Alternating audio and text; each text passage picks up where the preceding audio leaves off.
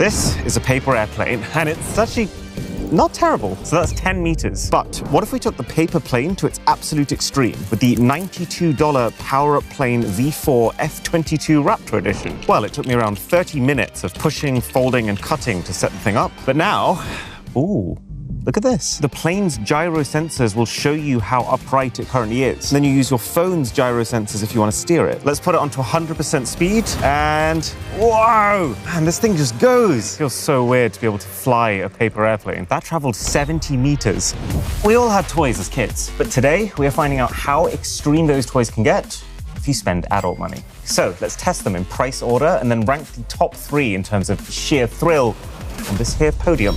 I guess you are currently in first place. But that might be about to change with the Gel Blaster. So for reference, this is a pretty standard $20 X-Shot blaster that you can grab on Amazon. And it's basically like an airsoft gun, but instead of firing painfully plastic pellets,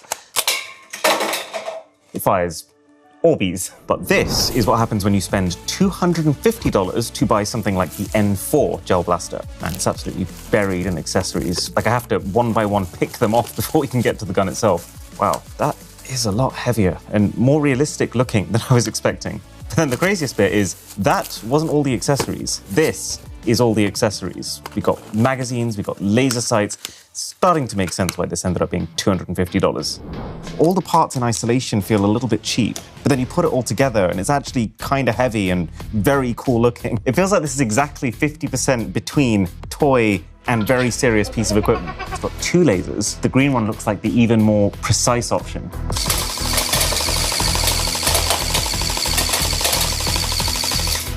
Oh my God, and the muzzle, it's slightly smoking every time I shoot. It makes you feel very powerful when you're shooting with this thing.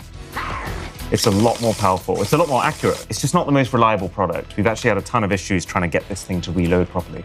But it would be pretty hard to argue that that wasn't even more fun than the paper plane. So, current residing champion.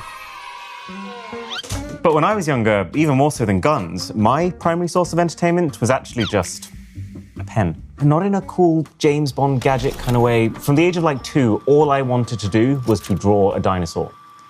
Yes, this is a dinosaur. So how do you take doodling to the extreme? Well, by using the most advanced 3D printing pen that you can buy, the 3Doodler Pro. What a great name.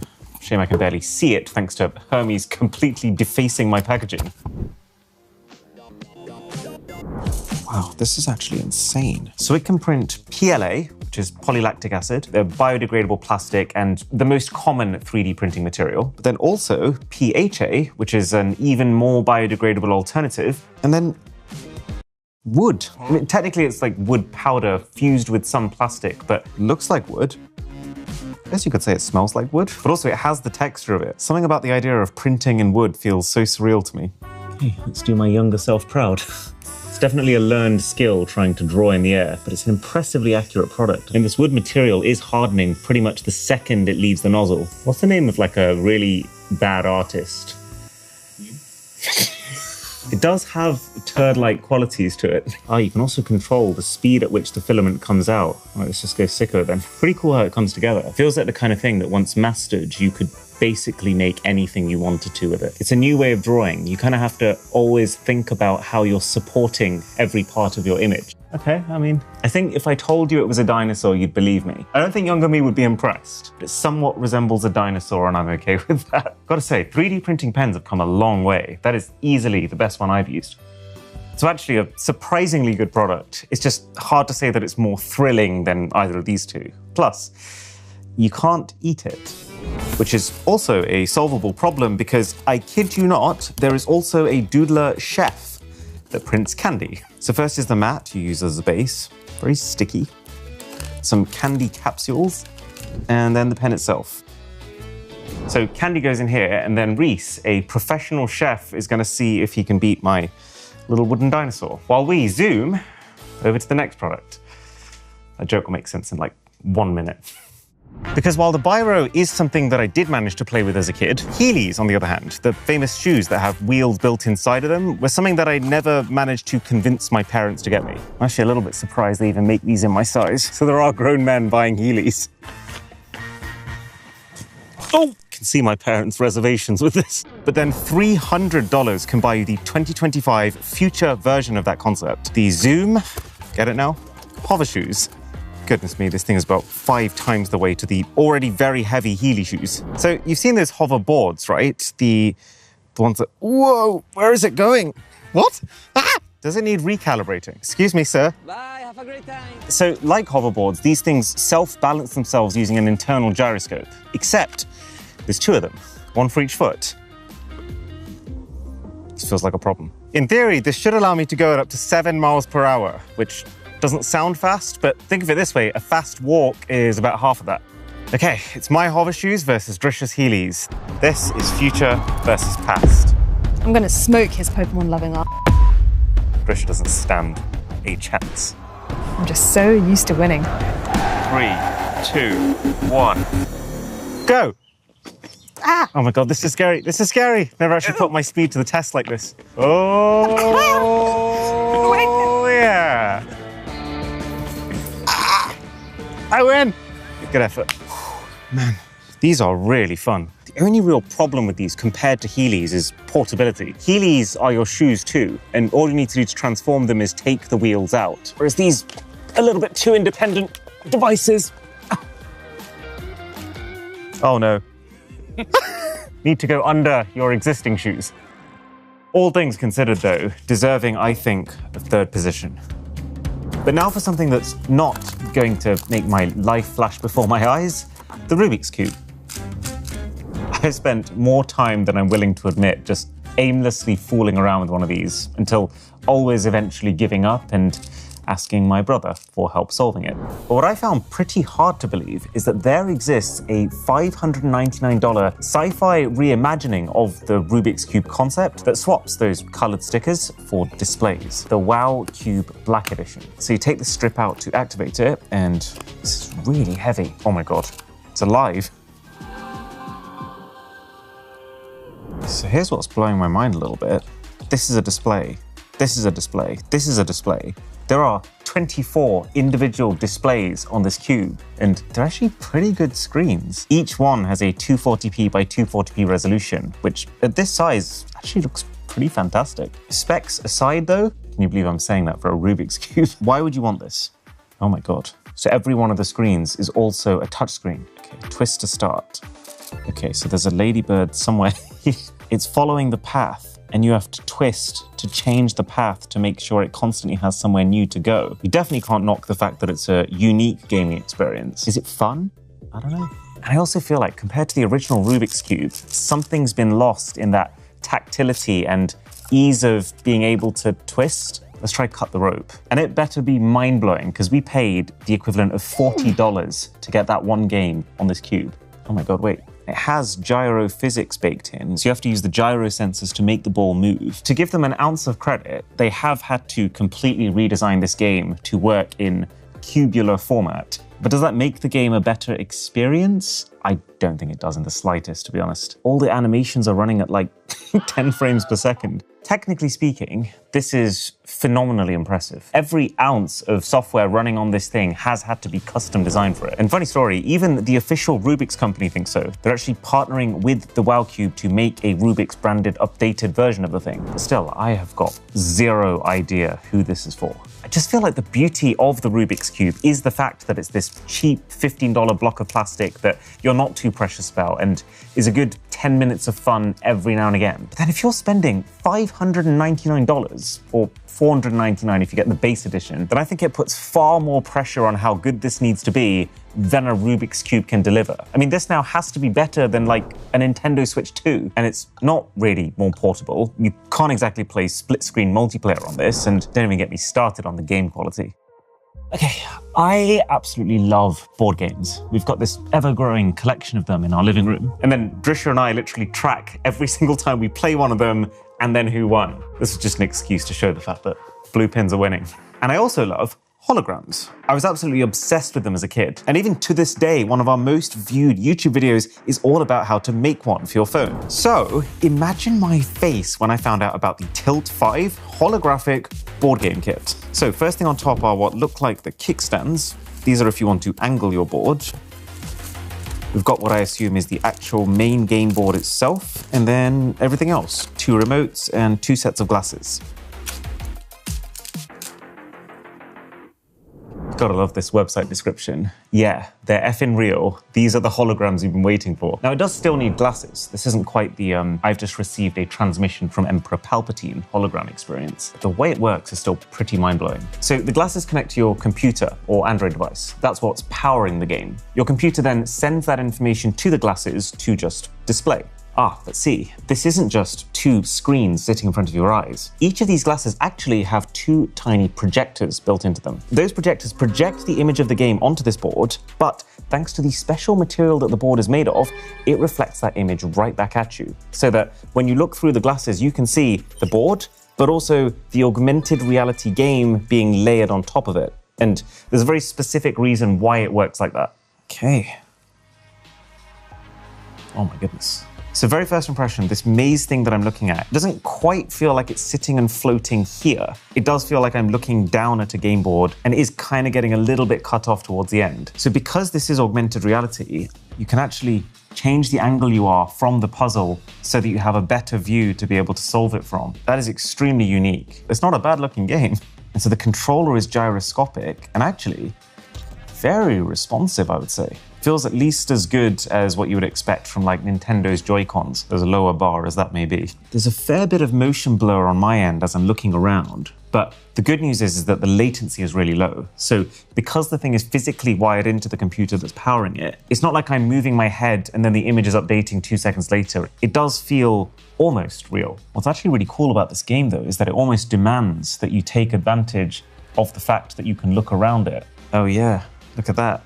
So I think a big part of the reason they make these work the way they did is so that you can have true occlusion. Like, I put my hands in front of these, and because the hands are physically blocking the projection, it actually makes them feel like they are in front of these virtual objects, as opposed to if it was just 2 screens where the screens would be in front. Oh, hello. So very first impressions. It's actually off right now. Oh. Whoa, okay. I was expecting it to be up, but it's going down. That was my thought as well. You're looking in. Yeah. Oh, this is really cool. Yeah, it reminds me a lot of the arcade table we had, but actually better. Graphically speaking, more impressive than I was expecting. How do I explode? Oi! There we go. Oh, the game is fun, but how much is it actually adding to the experience that it's augmented reality? I guess the best way to test that theory is if we actually open up a board game. Okay, so I can see 3 cards. Oh, Can you see 3 cards? No, I just see this castle in the middle, but I don't see anything there. Oh, okay. Well, I suppose that's one tangible benefit of augmented reality then. Like, it can hide your viewpoint. As opposed to hiding your cards. Yes, but for lazy people who forget. And so what the glasses are doing is essentially using these patterns of dots around the edges of the board to identify where they are in relation to each other. But still, it's cool seeing that in action. I can see 3 cards here. I can see my board over here. Yeah, all I see is 2 pillars. Wow. I think it needs to be a bit slicker. Like, there's a chance that this is cool, but it still feels like old tech. It feels like a proof of concept as opposed to something I would recommend you buy. But prove its concept, it does. Yeah, I just feel like the way that we play board games, you don't want to be strapped to a headset the whole time. We kind of play them to switch off from the tech. And the tech isn't actually transforming what the game is, which means, again, no podium. Let's have a look at this. Ooh, cupcake looks insane. Looks like this has been a bit of a challenge, the actual printing. What's your assessment of this? Good product or not? It's not that great. It's too thick, so when you're trying to hold it, it's just not comfortable to sit in my hand and push the button in. It's like drawing with a pen that's like this. So what about the process of actually trying to build a 3D shape with it? It just kind of sinks in on itself. It doesn't harden quick enough to be able to build a 3D shape up. The key thing that was really good about the 3Doodler is the fact that it was hardening instantly. As soon as it stops being able to do that, I guess it loses its entire purpose a little bit. Yeah. So the only way then to build a 3D shape with this would be to build lots of 2D shapes and then stick them together. Yeah, pretty much. Cupcake looks good though, I'll take that. Now, if you know me, you'll know that I was super sporty as a kid. Chess is a sport, look it up. But when I could occasionally drag myself away from the grid for a couple of hours, I loved going to my friend's house who had a basketball hoop. Something like this. So it comes with a bunch of accessories, a mini ball, a mini net, and then the hoop. Oh.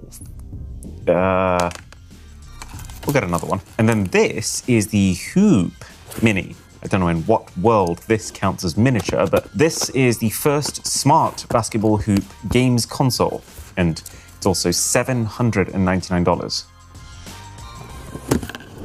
It does kind of look a bit like someone's just taken an old iPad and then stuck a basketball hoop to it.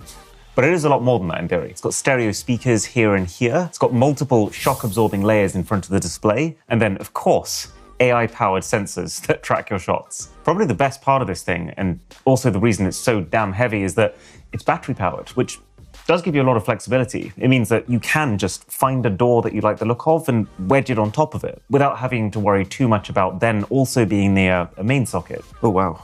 It's a mini ball, but it is a vast step up in quality from the cheap one that we got with the $20 hoop. I'm pretty sure they drew on the lines just before they sent it. Little bounce test. Yeah, stick with this. Whoa, he shoots, he scores. So that's 1 point. And so if I step further back, that's still a 1-pointer. Oh, 2-pointer. So what made that 2 pointers? Well, that gives me some doubt over the quality of the sensors. We'll say as well, not particularly impressed with the viewing angles of this screen. iPad-like in form factor, but very much sub-iPad-like in performance. Is that me? It's like the uncanny valley version of Nintendo's Mii's. The speakers are absolutely terrible. Oh my God, I'm against someone. Wait, so they've scored 5. I've scored 0.2. What the? Oh, well, this is just ridiculous. I guess it makes sense. I mean, average purchaser of an $800 digital basketball hoop is probably going to be pretty into basketball. I think this is a more social product than the Rubik's Cube. The ability to master it and then hand it over to your friend who comes over and watch them never be able to beat your high score. I can see the appeal. Plus, you know, online play and leaderboards, etc. But I think it falls into the same trap as the Rubik's Cube. This thing is priced at not just the equivalent now of a major games console, but significantly more than one. And it seems like they're very aware of that. They actually directly compare it to a games console on their website in one of the strangest, most one-sided side-by-sides I've ever seen, using an Xbox 360 as the competitor. It also says, real reviews from basketball enthusiasts who took their game to the next level.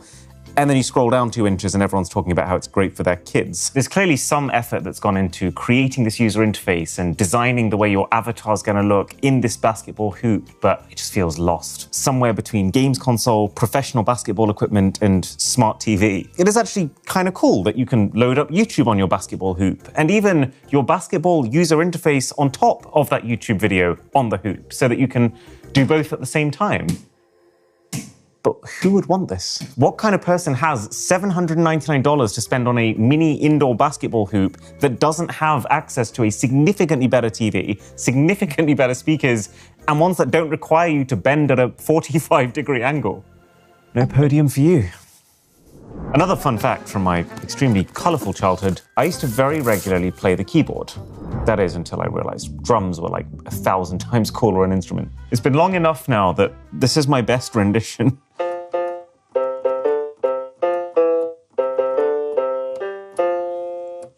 There you go. Yeah, I got some nods.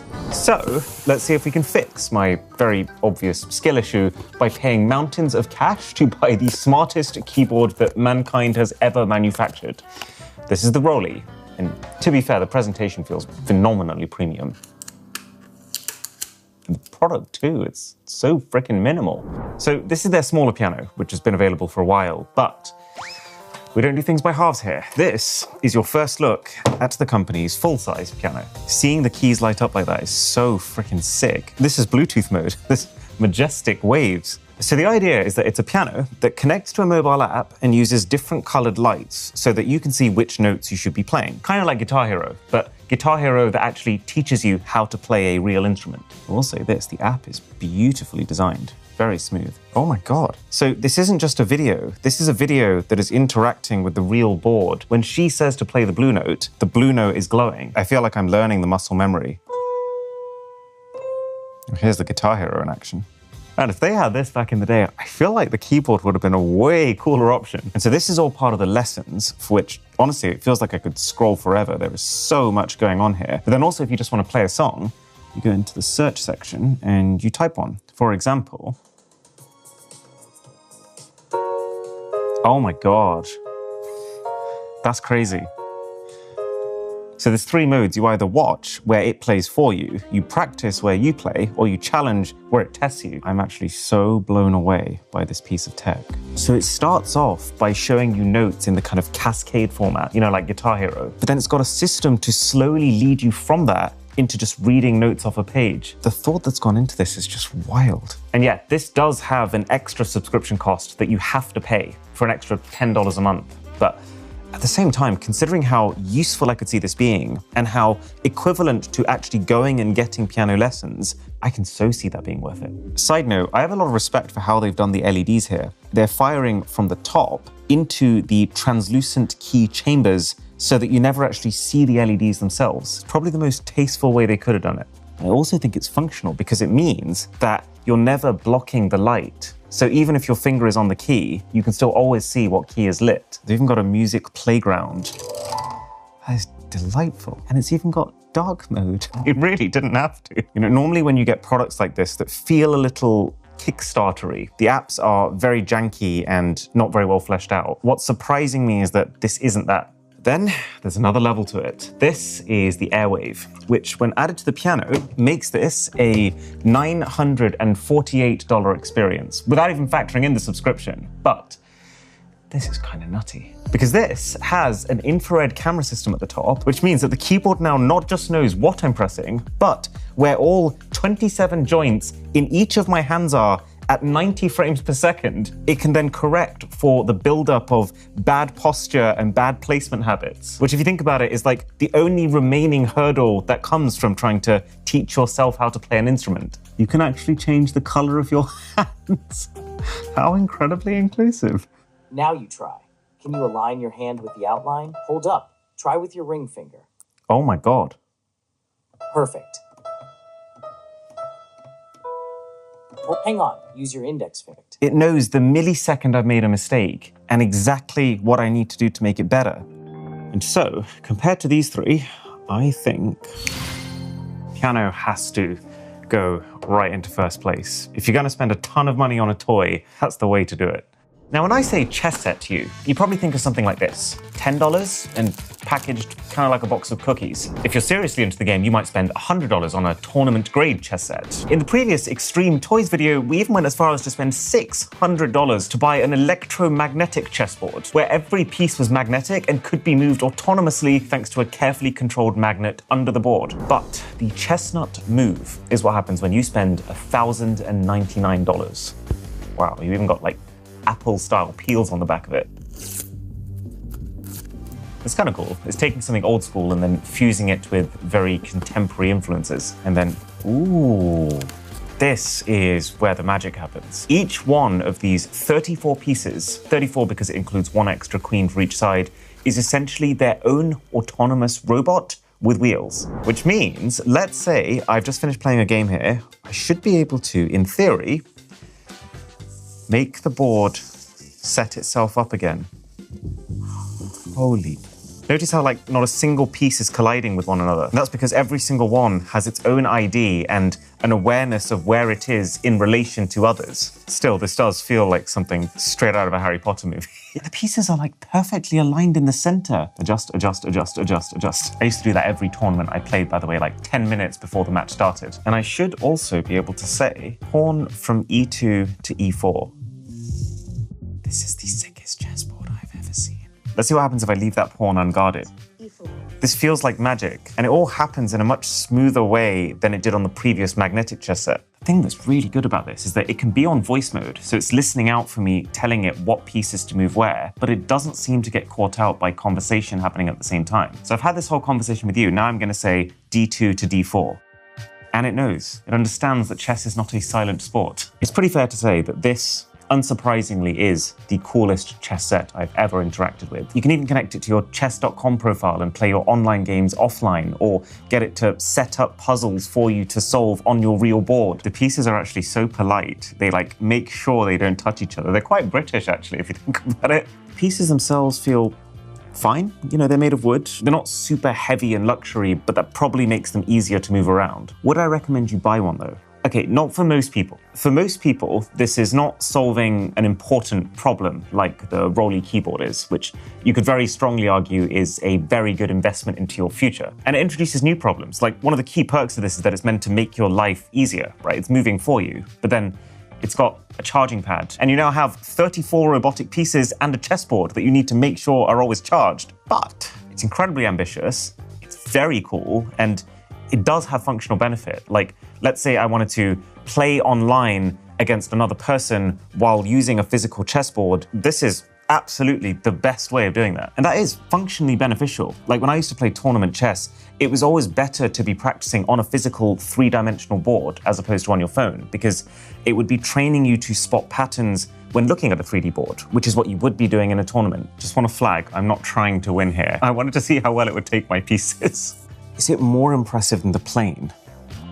I'd say yeah. Is it more impressive than the gun? Yeah, to be fair. Second place.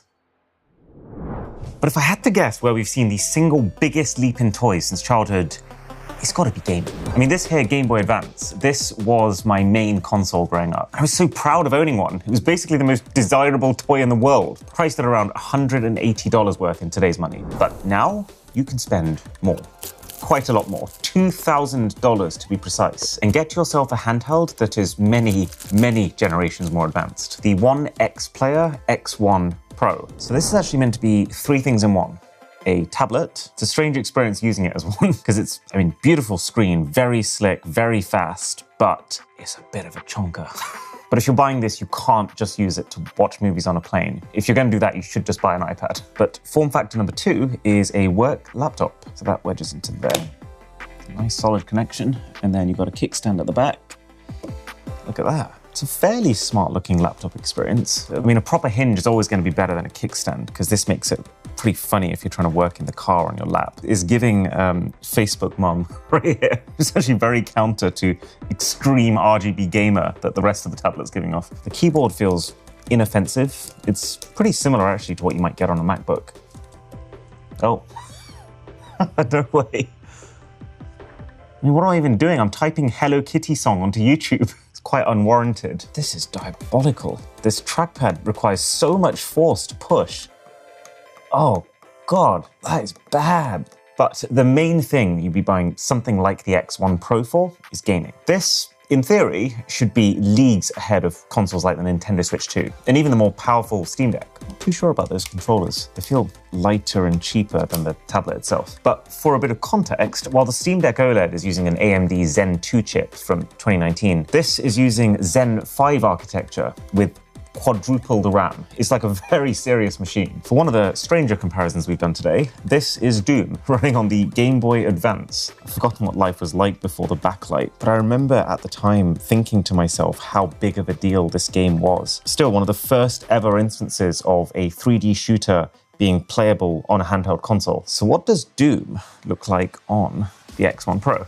Buttons are very nice and clicky. And also, one crucial advantage here over the Nintendo Switch and the Steam Deck is Hall effect joysticks. They're basically the holy grail of controller tech. It means that instead of mechanical joysticks, these are based on magnets, and then measuring changes to the magnetic fields, which is a lot more precise than the alternative, plus less wearing out over time. Okay, so obviously an enormous step up from the Game Boy Advance. It's very impressive and a very immersive gaming experience, especially considering like you could have this while sitting on a plane with no internet connection. But I wouldn't say, graphically speaking, this is like a generation beyond the Steam Deck. It might be why they haven't yet launched a successor to the Steam Deck. They might just be waiting for there to be enough of a tangible performance gain to make it feel next gen. So it's not mind-blowing, but it's pretty great. How does it handle glare? Not particularly well, actually. Might struggle in the back seat of a car. And the other factor is like screen this massive, large fan blowing, high power chip. You're only going to get 2 to 2.5 hours of gameplay per charge. Probably not quite deserving of a podium, I'm afraid.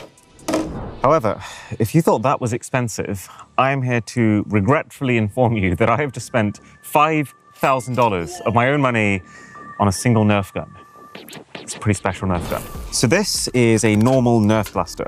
You can literally buy 2 of these for $12. And I would probably say if you get fast enough with this, you could probably get 1 shot off every... That wasn't bad. Every 2 seconds. Okay, Steve, you take that one. I apologize, because for around $60, you can then go for something a lot fancier in Nerf's Ultra range. This is also using Nerf's much further firing Ultra darts. Not to mention the thing is full auto, so you should be able to fire about 4 times faster. Literally 2 darts per second. All right, Joseph, that's yours. Sorry.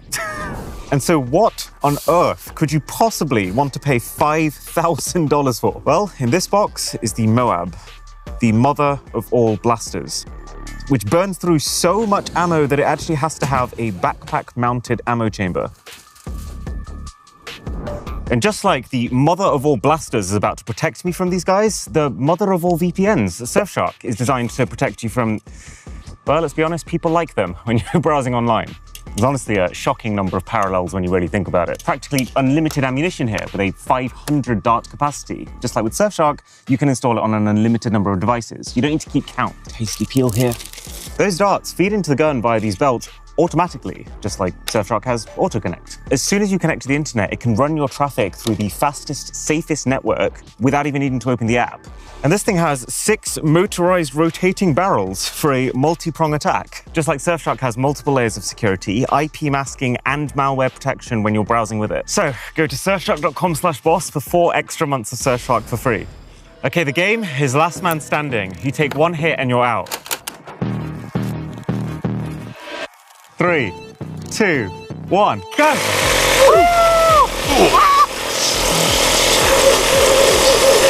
Oh my God!